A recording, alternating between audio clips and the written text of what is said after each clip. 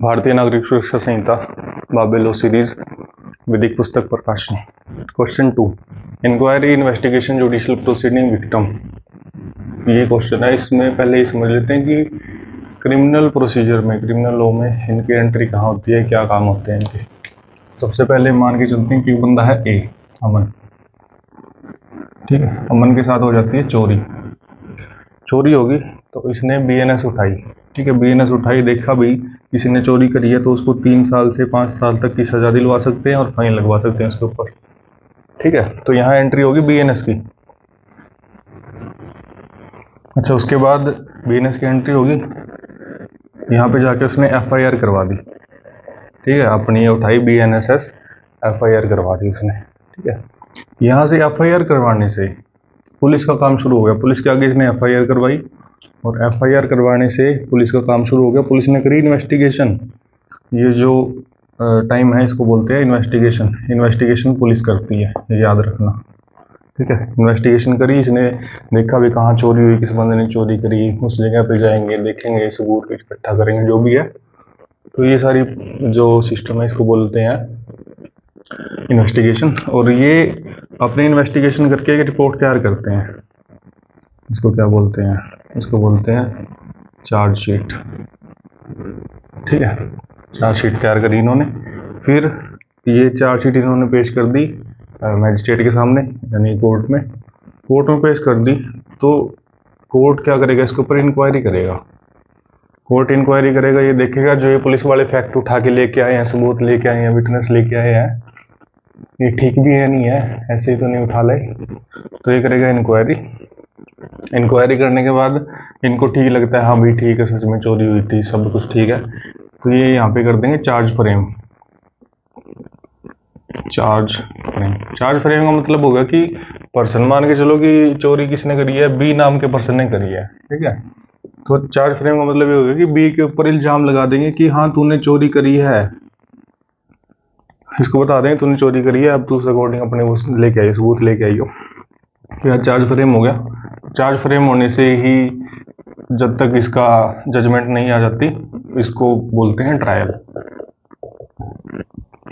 ठीक है, और यहाँ पे आ जाती है जजमेंट। आया समझ में, चोरी हुई, बीएनएस उठाया, सजा दिलवा सकते हैं, एफआईआर करी। एफआईआर करने से लेके चार्जशीट पेश करने तक पुलिस का काम था और इसको बोलते हैं अपना इन्वेस्टिगेशन। ठीक है, फिर इसने चार्जशीट जो है कोर्ट में फाइल कर दिया, मैजिस्ट्रेट के सामने रख दी, मैजिस्ट्रेट ने करवा दी इंक्वायरी करवाने के बाद मैजिस्ट्रेट को लगा कि हाँ सब ठीक है, उसने कर दिया चार्ज फ्रेम। फिर इसने ट्रायल शुरू कर दिया। तो उसमें जो जिसने चोरी करी है, जो भी पार्टी थी, अपने सबूत वगैरह लेके आई, लड़ाई वगैरह करी, लास्ट में कोर्ट है जो कंक्लूजन पर पहुंची और जजमेंट दे दी। ठीक है, और ये सब हुआ ट्रायल में। अब ट्रायल होता क्या है, ट्रायल होता है जब जज अपनी कुर्सी पे बैठा होता है। ठीक है, और प्रोसिक्यूशन जो है, मतलब जो ये बंदे हैं, विक्टिम बंदे हैं, ये अपने सबूत लेके खड़े होते हैं। ठीक है, तैयार होते हैं, भाई मेरे पास ये सबूत है, मेरे ये गवाह है। और जो अक्यूज बंदा है वो कटघरे के अंदर खड़ा होता है। जब ये तीनों चीजें होती है, जज कुर्सी पे है, प्रोसिक्यूशन अपने सबूत लेके खड़ा है और अक्यूज कटघरे के अंदर खड़ा है, तो हम मानेंगे कि ये ट्रायल है। तो इन्वेस्टिगेशन, इंक्वायरी का आपको पता लग गया। ठीक है, और जो जुडिशियल प्रोसीडिंग होती है उसमें इंक्वायरी को और ट्रायल को इंक्लूड किया जाता है। ठीक है, ये चीज जुडिशियल प्रोसीडिंग है सारी की सारी। और जो अमन नाम का जो बंदा है, ये जिसका सामान चोरी हो गया, ये है विक्टिम। ठीक है, अब आप क्वेश्चन शुरू करते हैं। पहला है इंक्वायरी। इंक्वायरी को सेक्शन 2 क्लोज 1 के अंदर बताया गया। इंक्वायरी क्या होती है, इंक्वायरी होती है जो अदर देन ट्रायल होती है, मतलब ट्रायल से अलावा जो भी चीज़ हुई है वो इंक्वायरी होती है। ये थोड़ा सा कॉम्प्लिकेटेड है समझने के लिए, एक बार जब आपने बीएनएस नहीं पढ़ी हो अच्छे से, बट देख लीजिएगा। इंक्वायरी के अंदर क्या होता है, पहली बात तो ये कि ट्रायल से अलग होती है, इतना पार्ट है इंक्वायरी, उसके बाद ट्रायल होता है। ठीक है, और दूसरा बात क्या है कि ये करता कौन है, मैजिस्ट्रेट करेगा या फिर कोर्ट करेगी। तीसरी बात क्या है कि सब्जेक्ट टू दिस कोर्ट, मतलब कि जो अपने BNSS है, ठीक है। इसके अंदर जो प्रोविजन दे रखे हैं, इसके प्रोविजन को फॉलो करते हुए ही आपा ने ये इंक्वायरी करवानी है, इससे बाहर जाके आप इंक्वायरी नहीं करवा सकते, ठीक है। मेन पर्पज क्या है? The main purpose of investigation to determine the veracity of the fact. Investigation नहीं है, इंक्वायरी आएगा। मतलब क्या है कि इंक्वायरी का मेन पर्पज क्या होता है? सच्चाई जानना। जो यहाँ पे चार्जशीट जो आई है, इसकी सच्चाई जानना कि इसके अंदर जो जो लिखा हुआ है वो सच है या नहीं है, ठीक है। उसके बाद बताया कि जो भी ये सारी प्रोसीडिंग हुई इंक्वायरी की, ये मैजिस्ट्रेट द्वारा करवाई जाती है, ठीक है। और उसके बाद है जो इंक्वायरी मैजिस्ट्रेट करवाएगा, इसका इंक्वायरी मैजिस्ट्रेट करवाएगा, इसका इन्वेस्टिगेशन से कोई लेना देना नहीं है, क्योंकि अपन ने देख लिया कि इन्वेस्टिगेशन कौन करता है? पुलिस वाले करते हैं। उसके बाद अपने पास आ जाती है इन्वेस्टिगेशन। इन्वेस्टिगेशन कहाँ डिफाइन है? वही सेक्शन 2 सबसेक्शन 1 के क्लोज L के अंदर डिफाइन है। इसके अंदर क्या बताया कि इन्वेस्टिगेशन क्या होती है? कलेक्शन ऑफ एविडेंस के लिए होती है, पुलिस ऑफिसर करेगा या फिर कोई और पर्सन करेगा। यानी कि इन्वेस्टिगेशन जो है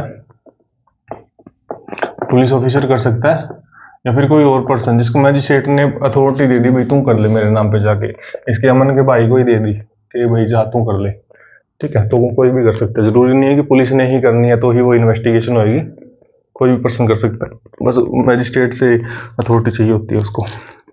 अच्छा, उसके बाद क्या होता है? और पुलिस ऑफिसर कर सकता है या फिर अदर पर्सन कर सकता है, मैजिस्ट्रेट खुद नहीं करेगा। भाई इतनी बात है, मैजिस्ट्रेट नहीं उठ कर जाएगा कि चल भाई मैं देखूंगा तेरा केस ना, चाहे कितना भाईचारा हो, मैजिस्ट्रेट आपकी कुर्सी पर तो नहीं उठाएगा। अच्छा, उसके बाद भाई इसके तत्व क्या है? पुलिस ऑफिसर करेगा, अदर पर्सन कर सकता है, मैजिस्ट्रेट नहीं करेगा, ठीक है। उसके बिहाफ, मैजिस्ट्रेट के बिहाफ पे कर लेगा पर खुद नहीं करेगा। और उसके बाद है कि मेड अंडर दिस कोड, इस संहिता में जो भी प्रोविजन दे रखे हैं इनको फॉलो करते हुए करेगा। और मेन पर्पज क्या है? मेन पर्पज तो यही है कि एविडेंस कलेक्ट करने हैं भाई, और कि मैं काम को नहीं मानता, एविडेंस चाहिए, इसी करके हम इन्वेस्टिगेशन करा, नहीं तो हमने की लोड थी, ठीक है। उसके बाद है Jamuna Chaudhary versus state of Bihar 1974 के केस में कहा गया कि इन्वेस्टिगेशन का मेन पर्पज ये है कि बॉटम में जाना है, जो भी मैटर हुआ है उसके बॉटम में जाना है, तड़ा में जाके वो काट के लेनी है सच्चाई के मैटर था, के रोड़ा था। तो हम तो लग रहे आपस में, ठीक है, हमने कि मेरा कौन सच्चा है कौन झूठा है, हम तो खुद वो करांगे, हर तड़ा में जाके काट के ले आवांगे सारा। उसके बाद यही है कि इसमें इन्वेस्टिगेशन में क्या क्या होएगा? सीन पर जाया जाएगा, ठीक है, फैक्ट देखे जाएंगे, सर्कमस्टांस देखे जाएंगे, भी यहाँ क्या क्या हुआ था। उसके बाद सर्च करी जाएगी उस प्लेस की, अरेस्ट किया जाएगा क्यूज को, और एविडेंस कलेक्ट करे जाएंगे, और पुलिस अपनी तरफ से कंक्लूजन में पहुंच जाएगी कि चार्जशीट में लिख दिया सर हमने तो नोनू लागे इसने कराया होगा कांड, ठीक है, हमारी तरफ से तो ये बेटांग दे इसने। उसके बाद आगे जुडिशियल प्रोसीडिंग। जुडिशियल प्रोसीडिंग के बारे में इतना ध्यान रखो कि जो भी प्रोसीडिंग जिसमें एविडेंस ऑन ऑथ लिए जाते हैं, मतलब अगले की शपथ दिलवा के अगर कोई एविडेंस लिए गए हैं तो वो मानेंगे कि जुडिशियल प्रोसीडिंग के अंदर ही ये सब कुछ होया है, ठीक है। इसमें डेफिनेशन कड़ा दे रखी है, section 2 sub section 1 close M के अंदर इसकी डेफिनेशन दे रखी है, ठीक है। जुडिशियल प्रोसीडिंग की वो मैंने बता दिया कि जब एविडेंस है लीगली टेकन ऑन ऑथ होंगे तो अपन मानेंगे कि जुडिशियल प्रोसीडिंग चलने लग रही है। और जुडिशियल प्रोसीडिंग मैंने पहले बता दिया, इंक्वायरी और ट्रायल जो है ये जुडिशियल प्रोसीडिंग मान लेंगे अपन। इन्वेस्टिगेशन जुडिशियल प्रोसीडिंग का पार्ट नहीं है, क्योंकि एडा कोई एविडेंस ऑन ऑथ नहीं लिए जाने लग रहे, कि पुलिस ने किसी पीछे खुआ के झूठा गवाह बना दिया हो कि और बात हो, ठीक है, धक्का तो ही सबूत गायब कर दियो इन्होंने या फिर कुछ और बात हो, तो इन्वेस्टिगेशन आप जुडिशियल प्रोसीडिंग में नहीं मानेंगे। बाकी पुलिस अपनी एक नंबर की है, ठीक है, उसके लिए कोई बैर नहीं अपना। फिर रहेगी the main feature of judicial proceeding is legally taken, मैं बता दिया, इसके अंदर दोनों शामिल करे जाएंगे, इंक्वायरी और ट्रायल। अच्छा, इसके बाद क्या है कि अमित वशिष्ठ वसी सुरेश का केस था जो 2017 का, इसमें बताया था कि proceeding before the provident fund commissioner have been treated as judicial proceeding, मतलब कि प्रोविडेंट फंड का जो कमिश्नर होगा उसका आगे भी अगर कोई कार्रवाई हुई है तो भी मानना है जुडिशियल प्रोसीडिंग थी भाई। या तो ये रहेगा विक्टिम। विक्टिम कौन होगा? विक्टिम तो अपन पता है कि जिसने किसी चीज़ का नुकसान होया हो वो विक्टिम होगा, ठीक है, पर इसमें कई सारे वर्ड है जो अपने देखने पड़ेंगे। क्या देखना पड़ेगा?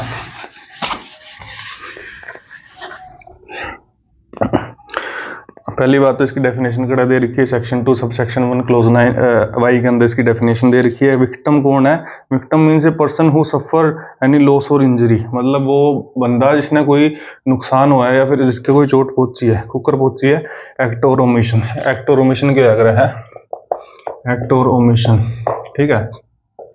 एक्ट का मतलब क्या है कि मैंने ईंट चकी और मुंह फेंक दी, ठीक है, अगला किसी का लागी सिर पाट गया उसका, या तो मैंने कर दी एक्ट, ठीक है, एक एक्शन कर दिया मैंने कि मैंने ईंट चक्के फेंकी थी, ठीक है। ओमिशन का मतलब क्या होगा? ओमिशन का मतलब है कि जो करिए एक सड़क है, इसके ऊपर या रेलवे क्रॉसिंग है, ठीक है, रेल आने लग रही थी, मेरी ड्यूटी थी कि मैं फाटक बंद कर दूँ दोनों साइड के, ठीक है, और मैं दारू पी के पड़ा था भाई अंदर, मैंने को नहीं फाटक बंद करे, मेरी ड्यूटी थी फाटक बंद करना, मैंने करेगा नहीं। और एड तो रेल टप की, एड तो एक स्कूटी वाली आवे थी, इसके ऊपर चढ़ा दिया मर गई अड़े, ठीक है, जिसने नुकसान हो गया मेरी वजह से, क्योंकि मैंने ओमिट कर दी मेरी एक्ट, मैंने जो मेरा काम था, जो मेरी ड्यूटी थी, मैंने मेरी ड्यूटी नहीं परफॉर्म करी। तो समझ आया फर्क एक्ट में और ओमिशन में क्या फर्क हुआ है? एक्ट में तो मैंने ठा के ईंट में फेंक दी, लागी किसी का सिर पाट गया और मर गया अगला, और ओमिशन में मेरी ड्यूटी थी कि मैं करना, और मैंने कराया नहीं, मैं दारू पी के पड़ा रहा भीतर आपके बस। अच्छा, उसके बाद for which the accused person has been charge and the expression victim includes his और हर गार्डियन और लीगल हेयर, और जो विक्टिम है इसकी डेफिनेशन में उसके माँ बाप मतलब गार्डियन वगैरह और उसके बाल बच्चे भी शामिल होंगे, ठीक है। मतलब विक्टिम है, क्या नाम था इसका लड़की का नाम मान लो कि मैं भी, ये अंजलि थी इसकी लीगल गार्डियन, ठीक है, लीगल गार्डियन और इसके लीगल हेयर्स, बाल नहीं, इसमें बाल बच्चे आएंगे बट बाल नहीं आते, हेयर का मतलब बाल को नहीं अड़ा, ठीक है। इसके माँ बाप जितने भी है, इसके बाल बच्चे जितने भी है, सारे ना विक्टिम मानेंगे, ठीक है। आगे क्या बताया कि दस by victim means a person who which by act और ओमिशन ऑफ द अक्यूज, मतलब कि एक्ट या फिर ओमिशन जो हुई है उसकी वजह से नुकसान हुआ है। और दूसरा क्या है कि उसके नुकसान होना जरूरी है, उसके चोटें नहीं लग गई तो क्या था विक्टिम। पहली ही क्वालिफिकेशन ये है कि अगला का नुकसान होना चाहिए, चोट लगनी चाहिए, तो उसका कि नुकसान नहीं हुआ। ये मान के चल कि यह छोरी थी, इन्हें स्कूटी चलानी बड़ी तरीके से करकी थी, इन्हें ब्रेक मार दी, रेल में भी था पहला, जस्ट पहला ही ना ब्रेक मार ली, तो इसका क्या नुकसान होया? कि मैं भी तो नहीं होया, नुकसान होता भिड़ जाती रेल का, मैं इसका चोट लग दी, इसकी स्कूटी का चोट लग दी, फिर तो मानते विक्टिम है। इसके चोटें नहीं लग गई, इसका इंजरी को नहीं हुई, लॉस से को नहीं हुआ, इसका क्या क्या विक्टिम है फिर कोई विक्टिम को नहीं। आगे एक केस था, केस का नाम क्या था? Kunal Shah versus state of West Bengal. इस केस में ये बोला गया कि एक बंदा की घराली मर गई, मेडिकल नेग्लिजेंस था, मतलब नर्स वगैरह की लापरवाही था, एक बंदा की घराली मर गई, तो वो बंदा भी विक्टिम कब होगा? नो को नहीं भाई, वो जोन सी मर गई जिसका नुकसान है वो तो मरेली ही, वो थी विक्टिम। तो विक्टिम तो वो भी है जो उसका पति है, उसके भी तो दिक्कत होगी, उसकी रोटी कौन पकाएगा, उसकी घराली मर गई बेचारे की।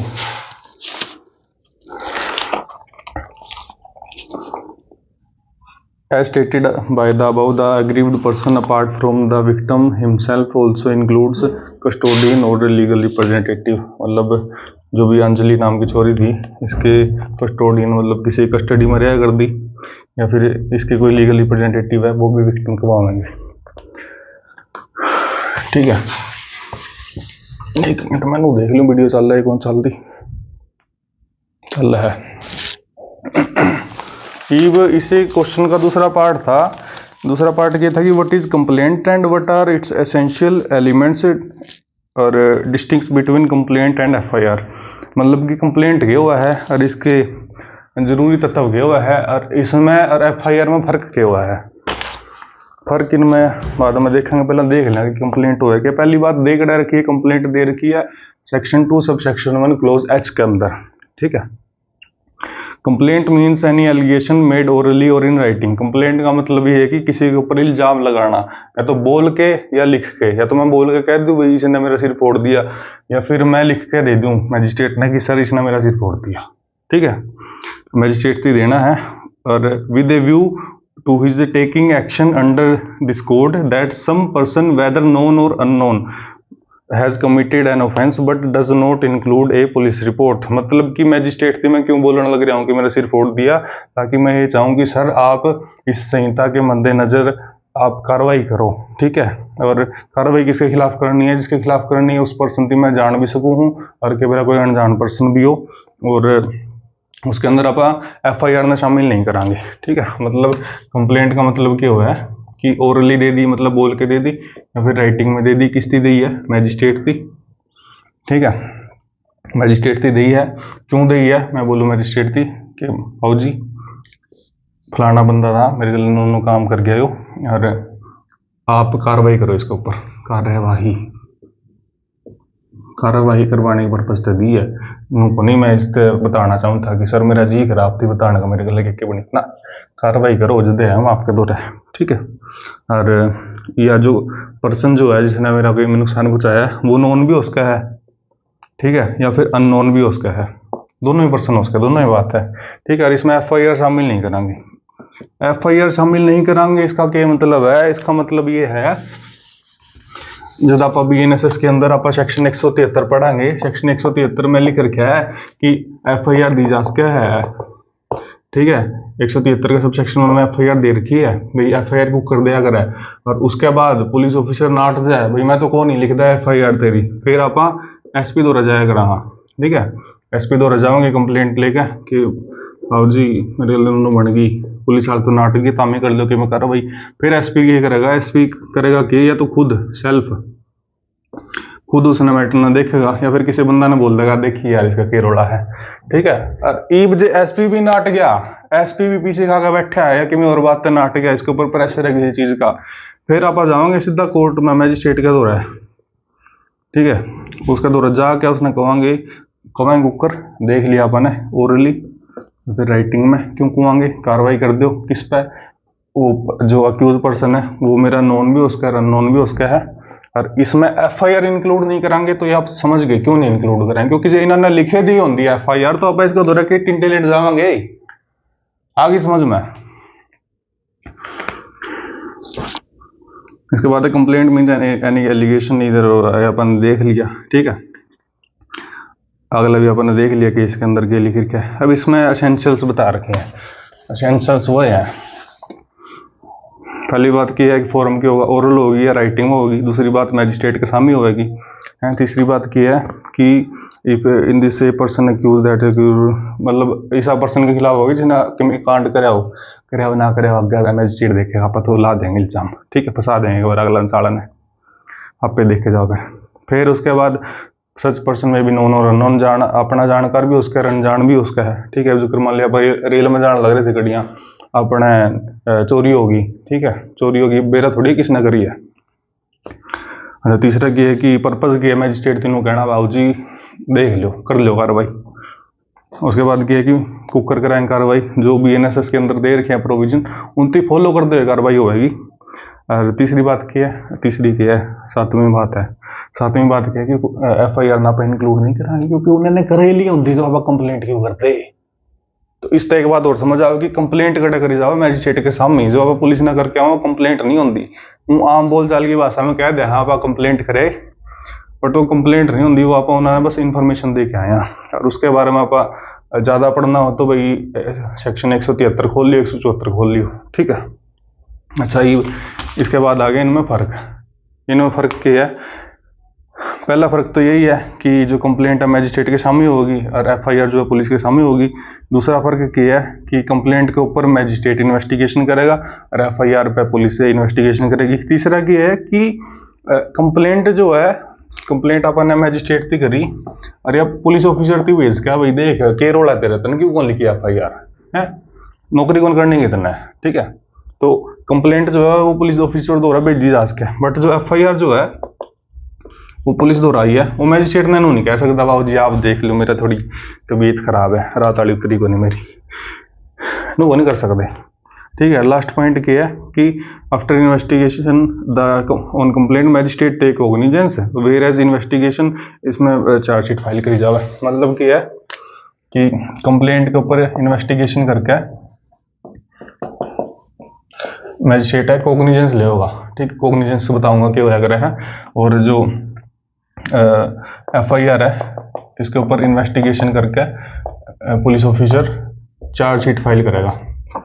मतलब केस के द्वारा FIR आई, इसने इन्वेस्टिगेशन करी, आपकी रिपोर्ट तैयार कर दी, इसने बोला करे चार्जशीट, और वो मजिस्ट्रेट द्वारा पहुंचा देगा बाबू जी इन्होंने रोला है इनका देख ले। इसमें क्या है कॉग्निजेंस में इसके द्वारा कंप्लेंट आई, इसने करी इन्वेस्टिगेशन और कॉग्निजेंस ले लिया, कॉग्निजेंस की ले लिया, इसके द्वारा आ गया सारा रोला भी, किसका रोला है, के रोला है, कड़ा होया था, कौन कौन था, के मैटर था, कितने के पीछे का था, सारा सिस्टम देख कर फिर कॉग्निजेंस ले। कॉग्निजेंस का मतलब है संज्ञान लेना। भाई संज्ञान का मतलब है कि जुडिशियल माइंड अप्लाई करना, जो इसका ज्ञान है, जो इसमें कार्रवाई करनी है वो कार्रवाई शुरू करना, वो आग्रह है। ठीक है, वैसे बतेरा पढ़ लिया, अगली वीडियो मिलो, बाय बाय।